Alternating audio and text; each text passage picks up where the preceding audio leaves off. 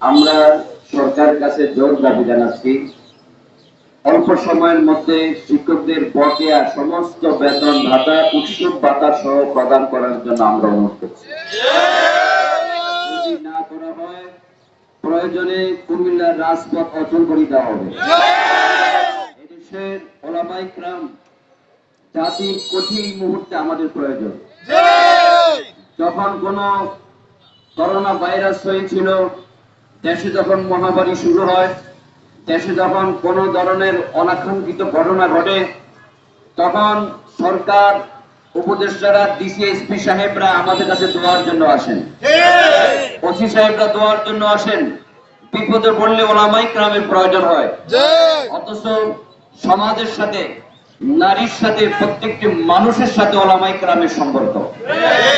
জানাজার জন্য ওলামায়ে কেরামের প্রয়োজন, মৃত্যুকালীন সময় ওলামায়ে কেরামের প্রয়োজন, দাফন কাফনের সময় ওলামায়ে কেরামের প্রয়োজন, এই দেশের যে কোনো সরকারি ঘোষণার জন্য ওলামায়ে কেরামের প্রয়োজন। কিন্তু এই দেশ মুসলমানদের দেশ, এই দেশ আউলিয়া কেরামের দেশ, এই দেশের শতকরা 95% মুসলমান। এই দেশের ওলামায়ে কেরাম সবচেয়ে শিরোমণি। ওলামায়ে কেরাম হলো এলাকার মধ্যমণি। আজকে ওলামায়ে কেরাম সবচেয়ে অবহেলিত। আমি সরকারকে বলবো, অনতিবিলম্বে গণশিক্ষার শিক্ষকদের বেতন সহ সমস্ত ইমামদের সরকারি সার্ভিস রুলের বেতন ভাতা দেওয়ার জন্য জোর দাবি জানাচ্ছি। যদি দেওয়া না হয়, এই দেশের ইমাম সাহেবরা এবং ওলামায়ে কেরামরা এমন আন্দোলন করবে, স্বাধীনতার পরে আন্দোলন এই সরকার কখনো আর দেখে। অতএব কারণে আজকের এই মানববন্ধনের উসিলে আমাদের মনের দাবি, আমাদের প্রাণের দাবি, ঈদের আগে সকল বেতন বাধা দেওয়ার জন্য মাননীয় ধর্ম উপদেষ্টাকে বলবো, আপনি যথাযথ ব্যবস্থা গ্রহণ করুন।